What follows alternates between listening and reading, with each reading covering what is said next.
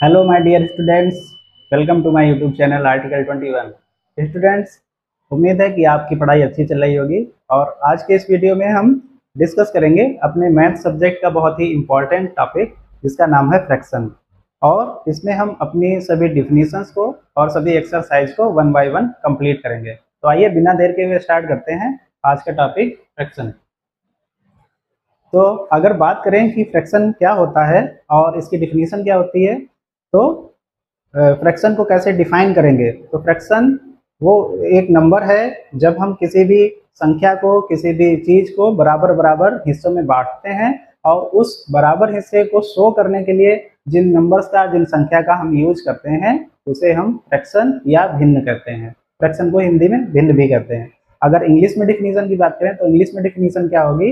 When a whole object और whole number is divided in many parts, then each part is called fraction।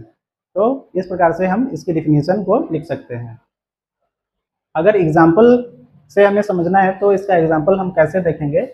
Example में मान लीजिए कि आपके क्लास में दो स्टूडेंट हैं, एक का नाम है राम और दूसरे का नाम है श्याम, और आपके पास में टोटल 4 पेंसिल हैं या 4 पेन हैं। तो आपको दोनों लोगों को बराबर बराबर डिवाइड करना है और दोनों लोगों को बराबर बराबर देना है। तो इसको कैसे करेंगे आइए देखते हैं, और इसे अपने फिगर से हम कैसे शो करेंगे। जैसे एक स्टूडेंट का नाम नाम हमने रख दिया राम और दूसरे का श्याम, ठीक है। अब हमने कहा कि हमारे पास टोटल कितने रुपए हैं? 4 रुपए। उसका फिगर हम यहाँ पे बना लेंगे। कुछ भी मान सकते हैं आप, 4 रुपए भी मान सकते हैं, 4 पेंसिल भी मान सकते हैं, 4 बुक्स भी मान सकते हैं। तो हमने यहाँ पे बना दिए, 4 ब्लॉक बना दिए, और यहाँ पे हमने इसको शो करने के लिए, फ्रैक्शन को शो करने के लिए यहाँ पे इसको लाइन खींच दी। अब यहाँ पे हमने लिख दिया 1 2 3 4। अब दोनों लोगों को इक्वल इक्वल देने हैं हमको, इक्वल पार्ट्स में। तो कैसे देंगे? हमारे पास जितना टोटल हमको डिवाइड करना है और कितने लोग हैं, 2 स्टूडेंट हैं तो 2 यहाँ पे लिख देंगे। तो इसको कैसे डिवाइड करेंगे? 2 से, ठीक है। तो यहाँ पे आ जाएगा 4, और हमें पता चल गया कि दोनों लोगों को कितने कितने रुपए अलग अलग मिलेंगे। यानी कि इनको, राम को 2 रुपए मिलेंगे और इनको, श्याम को भी 2 रुपए मिलेंगे, या 2 पेंसिल मिलेंगी, या 2 बुक्स मिलेंगी। आप कोई भी एग्जाम्पल ले सकते हैं। अब इसे शो करना है कि राम का जो हिस्सा है वो इसमें से कितना है। जो टोटल अमाउंट हमारे पास है, टोटल मनी है, या टोटल जो चीज़ें हमारे पास, कोई भी पेन, पेंसिल या बुक्स, तो उसमें से हमें राम का शो करना है। तो कैसे शो करेंगे? इसके लिए जो इनके हिस्से में पड़ा है राम के, उसको हम क्या कर देंगे? कलर्ड कर देंगे। तो हमें यहाँ पे पता चल जाता है कि हाँ, 4 में से जो 2 ब्लॉक कलर्ड हैं वो यहाँ पे राम के हैं, और अगर ये वाला भी कलर कर देंगे तो क्या हो जाएगा? तो ये श्याम का हो जाएगा, ठीक है। तो हम इसे कैसे लिखेंगे? राम का हिस्सा कैसे लिखेंगे? 2 डिवाइडेड बाई 4। यानी हमारे पास जो टोटल अमाउंट था वो कितना था? टोटल अमाउंट था 4, ठीक है। उसमें से कितने हिस्से लिए गए? उसमें से 2 हिस्से लिए गए, ठीक है। तो वो हमने यहाँ पे कलर करके भी आपको दिखाया। तो इसे कैसे लिखेंगे? 2 डिवाइडेड बाई 4। और इसी को क्या कहते हैं हम? फ्रैक्शन। यही यूज होता है, ठीक है। अगर हम यहाँ पे लिखते हैं 3 डिवाइडेड बाई 4, तो इसका मतलब क्या होगा कि 4 में से 3 हिस्से लिए गए। तब हमें एक ब्लॉक और कलर करना पड़ेगा। तब हमें क्या करना होगा? एक ब्लॉक और कलर करना होगा। अब देखिए यहाँ पे हमें साफ साफ पता चल रहा है कि 4 में से 3 ब्लॉक लिए गए, या 3 चीजें ली गई, या 3 ऑब्जेक्ट लिए गए, ठीक है। और उसको हम कैसे शो करेंगे? 3 डिवाइडेड बाई 4। यानी हमारे पास टोटल कितना था और उसमें से कितना लिया गया। तो इस प्रकार से हम फ्रैक्शन को शो कर सकते हैं। अब आइए बढ़ते हैं हमारे आगे के टॉपिक की ओर। जो हमारी बुक में टॉपिक दिए हैं, हेडिंग दी गई हैं, इनको हम 1 बाय 1 कंप्लीट करेंगे और समझने की कोशिश करेंगे। तो सबसे पहले हेडिंग दी है टाइप्स ऑफ फ्रैक्शन, यानी कि भिन्न के प्रकार। इसका मतलब क्या है? टाइप्स ऑफ फ्रैक्शन, इसको हम यहाँ पे हिंदी में भी मेंशन कर देते हैं, भिन्न के प्रकार। अब यहाँ पे इस हेडिंग के अंदर हमें फ्रैक्शन के कई टाइप बताए गए हैं, उनको हम वन बाय वन समझेंगे और उनकी डिफिनीशन को देखेंगे। सबसे पहला फ्रैक्शन का टाइप जो बताया गया है वो कौन सा है? Proper fraction. प्रॉपर फ्रैक्शन में क्या होता है कि जो ऊपर का पार्ट होता है उसको अंश बोलते हैं और जो नीचे का पार्ट होता है उसको हर बोलते हैं। इंग्लिश में बोलते हैं न्यूमरेटर, ऊपर वाले पार्ट को, अंश को, और हिंदी में बोलते हैं नीचे वाले पार्ट को डिनोमिनेटर। तो कैसे लिखते हैं इसको हम? अंश ऐसे लिखते हैं और नीचे वाले पार्ट को लिखते हैं हर। ठीक है, और इंग्लिश में लिखना है तो कैसे लिखेंगे? न्यूमरेटर और नीचे लिखेंगे डिनोमिनेटर। ये चीज़ हमें ध्यान रखनी पड़ेगी।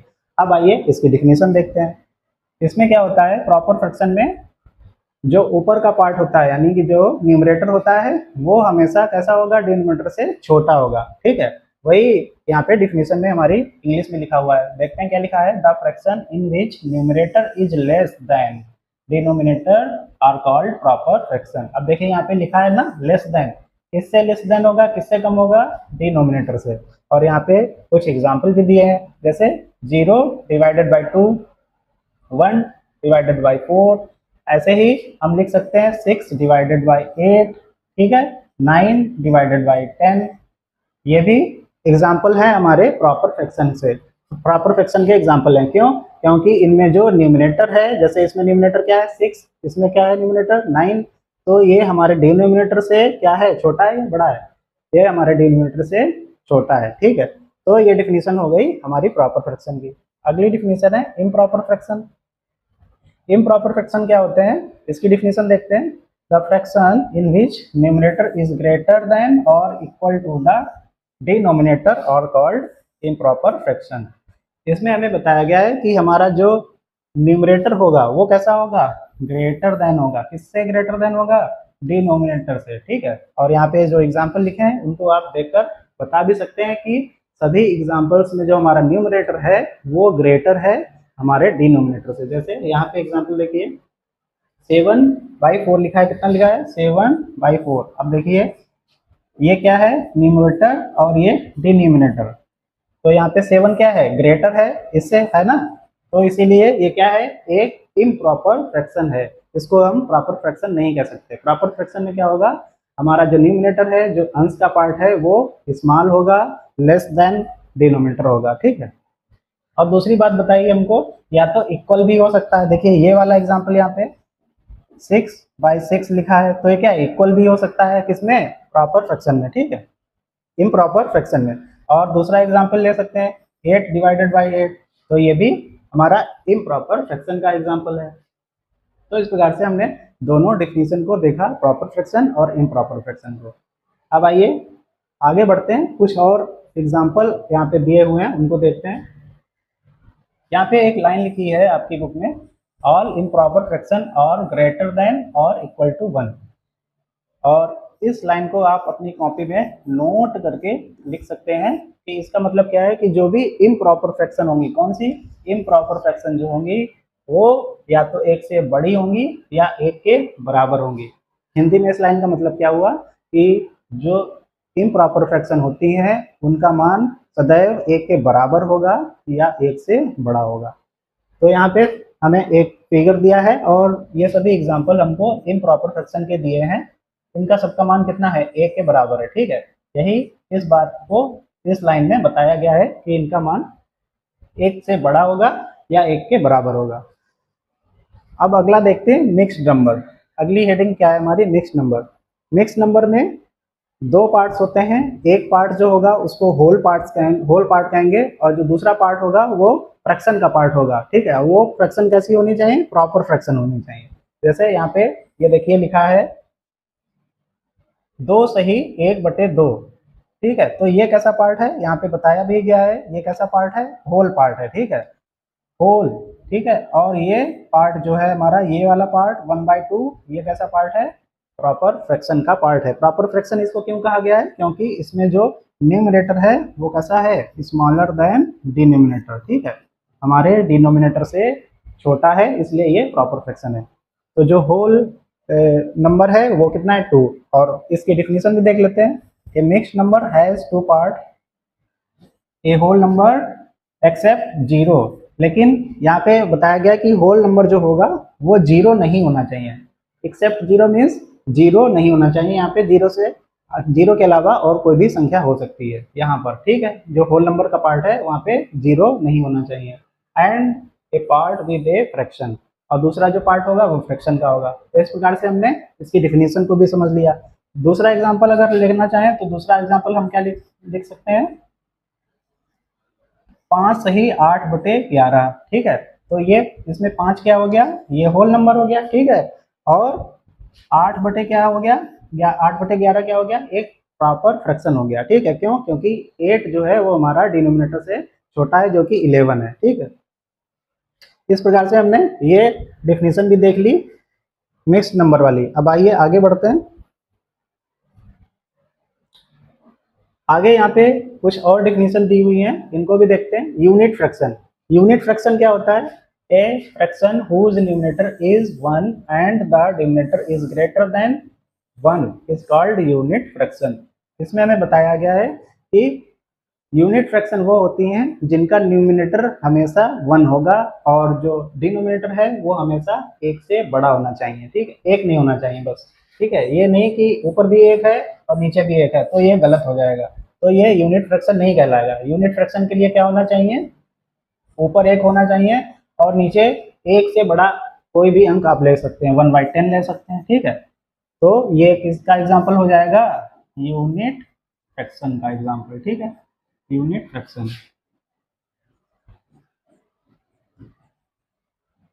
अगली डिफिनेशन दी है लाइक फ्रैक्शन। लाइक फ्रैक्शन में क्या होता है, जो जो डिनोमिनेटर का पार्ट होता है, जो हमारे हर का पार्ट होता है, वो हमेशा एक जैसा रहता है, एक समान रहता है। तो वही डिफिनेशन यहाँ पे लिखी है, fraction that have the same denominator are called like fraction. ऐसे फ्रैक्शन जिनमें डिनोमिनेटर समान रहता है, एक जैसा रहता है, वो क्या कहलाते हैं, लाइक फ्रैक्शन कहलाते हैं। इसका अपोजिट है अनलाइक फ्रैक्शन। अनलाइक फ्रैक्शन में क्या हो जाएगा, अनलाइक फ्रैक्शन में जो डिनोमिनेटर पार्ट है हमारा नीचे का हर वाला पार्ट है, वो कैसा होगा, हमेशा डिफरेंट होगा, ठीक है। हमेशा कैसा होगा, डिफरेंट होगा। यहाँ पे एग्जांपल दिए हुए देखिए, 4/6, 3/8, ठीक है। तो ये क्या है, हमेशा चेंज हो रहे हैं ना। ये जो डिनोमिनेटर का पार्ट है ये हमेशा क्या हो रहा है, चेंज हो रहा है, ये एक जैसा नहीं है, ठीक है। वही यहाँ पे लिखा है डिनोमिनेटर और डिफरेंट, मतलब ये हमेशा चेंज होगा, एक जैसा नहीं रहेगा। तो वो कैसी फ्रैक्शन होगी, हमारी अनलाइक फ्रैक्शन होगी, ठीक है। अनलाइक फ्रैक्शन के कुछ और एग्जांपल देखना चाहें तो और एग्जांपल क्या लिख सकते हैं हम, जैसे 8/16, ठीक है, 3/14, इस टाइप से हम कुछ और भी एग्जांपल लिख सकते हैं। तो ये तीनों फ्रैक्शन के एग्जांपल और इनके डिफिनीशन भी हमने समझ ली, यूनिट फ्रैक्शन, लाइक फ्रैक्शन और इसके अलावा अनलाइक फ्रैक्शन। अब यहाँ पे हमें इक्विवेलेंट फ्रैक्शन की एक हेडिंग देखने को मिलती है। इक्विवेलेंट फ्रैक्शन क्या होता है, आइए इसको समझते हैं। जैसे हमें यहाँ पे कोई भी फ्रैक्शन दे दी जाएगी, यहाँ पे जैसे हमें लिख दिया गया 3/8। अब हमें इसके इक्विवेलेंट फ्रैक्शन दूसरी लिखनी है, तो कैसे लिखेंगे वो इस एग्जाम्पल में हमें बताया गया है। जैसे यहाँ पे एग्जाम्पल लिया गया है 1/4, 2/8 एंड 3/12 का। तो इसको कैसे हम इसके समान, इसके इक्विवेलेंट दूसरी फ्रैक्शन लिख सकते हैं, वो यहाँ पे एग्जाम्पल में बताया गया। जैसे हमने पहला वाला एग्जाम्पल लिया 1/4, तो 1/4 को जब हम 2 से मल्टीप्लाई करेंगे तो क्या आ जाएगा, 2 से मल्टीप्लाई करने पर इसका आंसर आएगा 2/8। तो ये फ्रैक्शन जो है ये कैसी फ्रैक्शन है, यानी कि ये फ्रैक्शन हमारी इसके इक्विवेलेंट फ्रैक्शन है। इसी प्रकार से दूसरा एग्जांपल है 2/8। इसको भी जब हम डिवाइड करेंगे, ठीक है, इसको क्या किया हमने, 2 से डिवाइड कर दिया तो 1/4 आ गया। यहाँ पे हमने क्या किया था, मल्टीप्लाई किया था, यानी कि गुणा किया था, लेकिन यहाँ पे हमने भाग किया यानी कि डिवाइड किया 2 से, तो 1/4 आ गया। इसी प्रकार से जैसे हमें 3/8 का इक्विवेलेंट फ्रैक्शन लिखना हो तो क्या करेंगे, तो हम यहाँ पे क्या करेंगे, 2 से मल्टीप्लाई कर देंगे, ठीक है, इसको भी, ठीक है, 2 से मल्टीप्लाई करेंगे और नीचे वाले पार्ट्स को भी मल्टीप्लाई करेंगे 2 से। हमें ध्यान रखना है जब भी हमें मल्टीप्लाई करना हो या डिवाइड करना हो तो हमें न्यूमरेटर और डिनोमिनेटर दोनों में सेम नंबर से, सेम संख्या से हमें डिवाइड या मल्टीप्लाई करना होता है। तो इसका क्या लिखेंगे हम, ऊपर कितना जाएगा 6, 3 इंटू 2 6, 8 इंटू 2 कितना आ जाएगा 16। तो ये क्या हो गया, इसका इक्विवेलेंट फ्रैक्शन हो गया।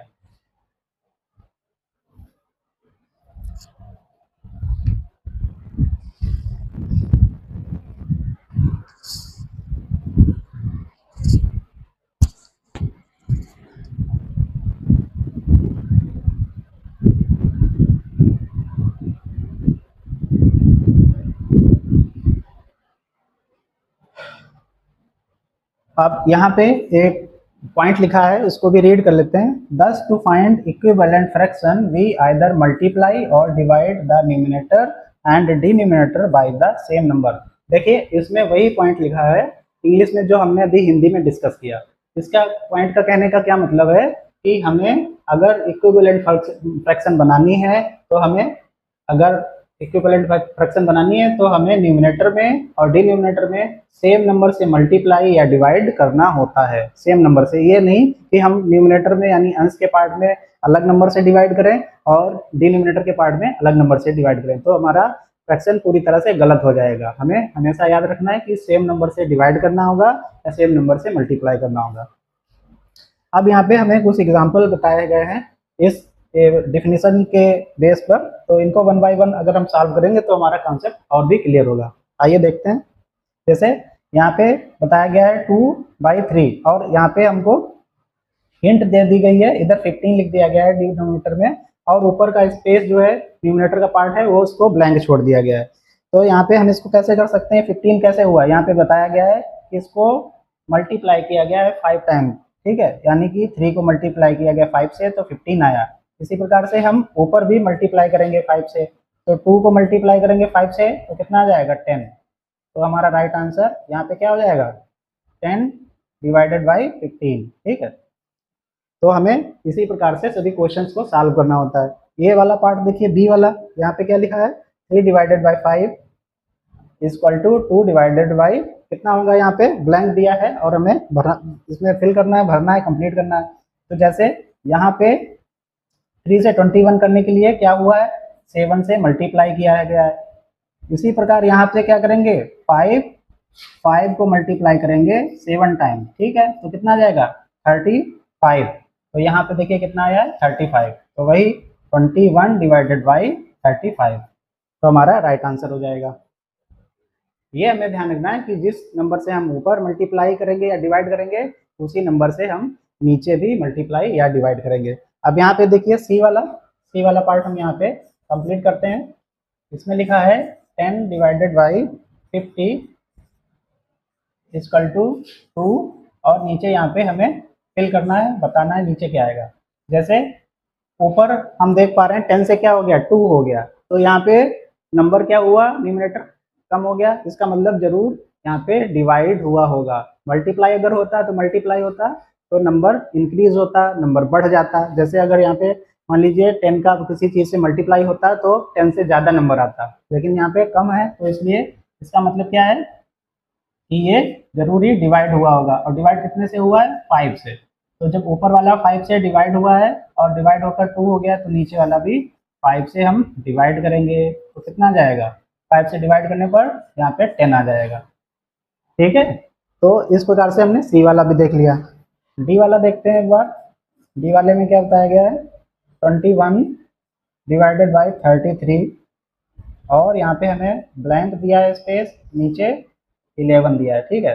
जैसा कि हम यहाँ पे देख रहे हैं यहाँ पे 33 से 11 हो गया, तो यहाँ पे भी डिवाइड वाला ही काम हुआ है, ठीक है। मल्टीप्लाई वाला अगर होता तो क्या होता नंबर 33 से ज़्यादा होता, तो 33 से 11 हो गया, यानी कि यहाँ पे 3 टाइम्स इसको डिवाइड किया गया है। जब ये 3 टाइम्स हुआ है डिवाइड तो इसको भी 3 टाइम्स से हमें डिवाइड करना होगा। तो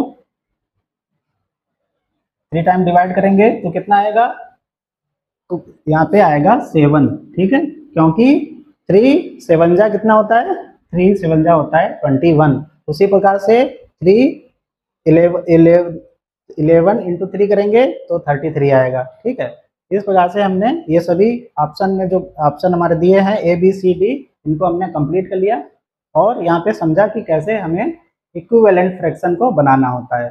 ठीक है, अब आइए आगे की ओर बढ़ते हैं और देखते हैं यहाँ पे कुछ एग्जाम्पल कि हमें कैसे बनाना है writing a fraction in its simple form.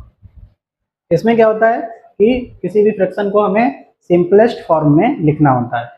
वही यहाँ पे इस डिफिनीशन में दिया है, a fraction is in its simple form when its numerator and denominator have no common factor other than 1। मतलब क्या है, इस लाइन का कहने का मतलब ये है कि जब तक न्यूमरेटर और डिनोमिनेटर डिवाइड होते रहे, उनका जो फैक्टर है कॉमन ना हो जाए और 1 ना आ जाए, तब तक वो सिंपल फॉर्म में नहीं होती है। ठीक है, तो हमें सिंपलेस्ट फॉर्म में करने के लिए दोनों नंबर्स को, न्यूमरेटर को और डिनोमिनेटर को, उसको सॉल्व करते रहना होगा ताकि वो अपने सिंपलेस्ट फॉर्म में आ सके। जैसे यहाँ पे देखिए क्या बताया गया है, fraction such as 1/2, 3/5, 5/8 all fraction in their simplest form, ये सभी अपने सिंपलेस्ट फॉर्म में है। आगे क्या बताया गया, there is no common factor of 1 and 2 except 1। ठीक है, इस वाले पॉइंट में देखते हैं, इसमें क्या बताया गया है, the fraction 10/15 is not in its simple form because 5 is a common factor of 10 and 15। इसमें बताया गया है कि ये फ्रैक्शन जो है ये सिंपल फॉर्म में अभी नहीं है। क्यों नहीं है, क्योंकि अभी इसका जो कॉमन फैक्टर है वो 5 है। अगर हम 5 से डिवाइड करेंगे इसको तो कितनी बार में जाएगा, 2 बार में जाएगा। ठीक है, और नीचे वाला 3 टाइम्स में जाएगा। ठीक है, तो इस प्रकार से इसकी सिंपलेस्ट फॉर्म क्या होगी, 2/3। तो यहाँ पे कॉमन फैक्टर क्या था, 5। अब ये जो 2/3 आया है, ये कैसा है, ये अपने सिंपलेस्ट फॉर्म में है और वही हमें पे यहाँ पे लिखा है सिंपलेस्ट फॉर्म। बस इस प्रकार से हमें सभी क्वेश्चन को करना होगा जब हमसे पूछा जाएगा कि इस फ्रैक्शन को सिंपल फॉर्म में लिखिए, तो हम इस प्रकार से करेंगे। कितना आसान है ये। एक एग्जांपल हमने अपनी तरफ से बनाया है, इसको भी देखते हैं। जैसे यहाँ पे लिखा हमने 6/24। तो अगर 6 को डिवाइड करेंगे वन टाइम में तो 6 1 जा 6 और 6 4 आर 26। तो इसका आंसर क्या आ जाएगा, 1/4। अब ये हमारी सिंपल फॉर्म में आई। इसी प्रकार से ये जो लिखा है ये भी सिंपल फॉर्म में नहीं है और यहाँ पे भी ये अभी डिवाइड हो सकता है। किस नंबर से डिवाइड होगा, आइए देखते हैं। तो इसको हम डिवाइड कर सकते हैं 3 से। 3 से डिवाइड करेंगे अगर हम तो 3 6 आर 18। ठीक है, और 3 5 आर 15। तो क्या आ जाएगा, 6/5। अब हमारा ये सिंपल फॉर्म में हो गया।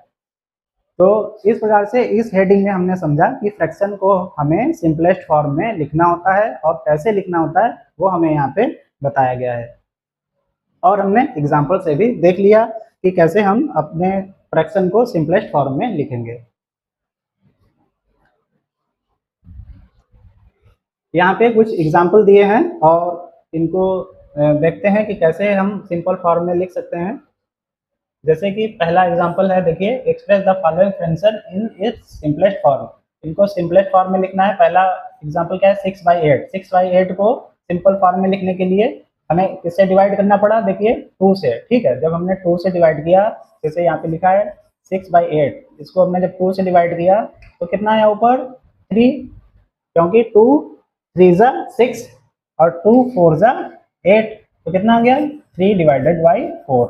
इसी प्रकार से सभी क्वेश्चंस को यहाँ पे जो हमारे ऑप्शन दिए गए हैं ए बी सी क्वेश्चन, इनको यहाँ पे सॉल्व किया गया है। और लास्ट में हमसे यहाँ पे पूछा गया है कि इनको भी हमें सॉल्व करके बताना है कि इनका आंसर क्या होगा। तो जैसे यहाँ पे ये लिखा है 15, पहला वाला देखते हैं। यहाँ पे लिखा है 15/18। अब इसको हम कौन से नंबर से डिवाइड करें कि हमारे ये दोनों नंबर न्यूमरेटर और डिनोमिनेटर दोनों सॉल्व हो जाए। तो यहाँ पे कॉमन फैक्टर क्या होगा, कॉमन फैक्टर 3 होगा। तो 3 से अगर इसको डिवाइड करेंगे तो कितना आएगा, 3 5 आर 15 और ये 3 6 आर 18। तो कितना आ जाएगा, 5/6। और इस प्रकार से ये हमारा आंसर आ जाएगा 5/6। ये वाला देखेंगे हम सेकेंड पॉइंट, सेकेंड क्वेश्चन 60/105। ठीक है, तो इसमें कौन सा कॉमन फैक्टर है जिससे दोनों नंबर डिवाइड हो जाए? इसमें कौन सा है? हम यहाँ पे देख रहे हैं जैसा कि 15।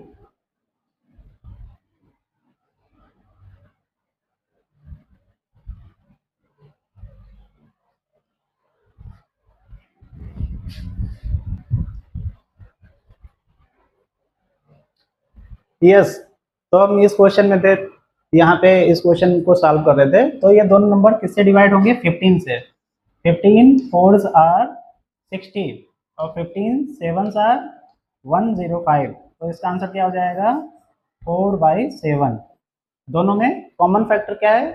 15। ठीक है, 15 की टेबल पढ़ेंगे हम 4 बार तो 60 आएगा, 15 चक्कू 60, और 15 की टेबल अगर हम 7 बार पढ़ेंगे 15 7 105, तो यहाँ पे आंसर क्या आ जाएगा?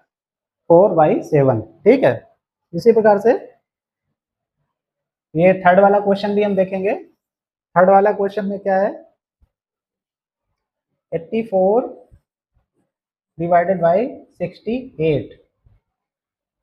अब जैसा कि हम यहाँ पे देख पा रहे हैं कि इन दोनों में कॉमन क्या है? इन दोनों में कॉमन है 4, और हम इसको 4 से डिवाइड करेंगे, तो 4 से डिवाइड करने पे क्या आएगा?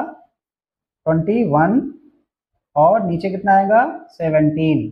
ठीक है, 21 से डिवाइड इसको 4 से डिवाइड करेंगे तो 21 आएगा, और नीचे 68 को डिवाइड करेंगे 4 से तो कितना आएगा? 17। ठीक है, इस प्रकार से हमने ये वाला भी क्वेश्चन, थर्ड वाला भी कंप्लीट कर लिया। अब ये फोर्थ वाला क्वेश्चन जो है आपके लिए होमवर्क है, आप इसको अपनी कॉपी में नोट करिएगा और इसे सॉल्व करने की कोशिश करिएगा। अगर आप नहीं कर पाते हैं तो इस क्वेश्चन को हम अगले वीडियो में जरूर बताएंगे।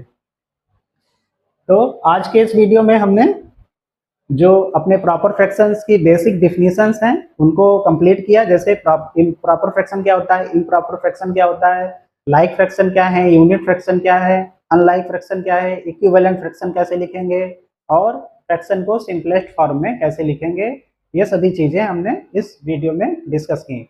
और अगले वीडियो में हम अपने जो बुक में प्रैक्टिस सेट दिया है, सेल्फ प्रैक्टिस 6A, इसको कंप्लीट करेंगे और इसको 1 बाय 1 अपने आंसर्स को लिखेंगे और समझने की कोशिश करेंगे कि इनके सही आंसर क्या है। तो मिलते हैं अगले वीडियो में, तब तक के लिए थैंक यू वेरी मच। नमस्ते और स्वागत है। पेश है आर्टिकल 21। यहाँ आपको एकेडमिक और कंपटीशन की तैयारी मिलेगी। चैनल को सब्सक्राइब करें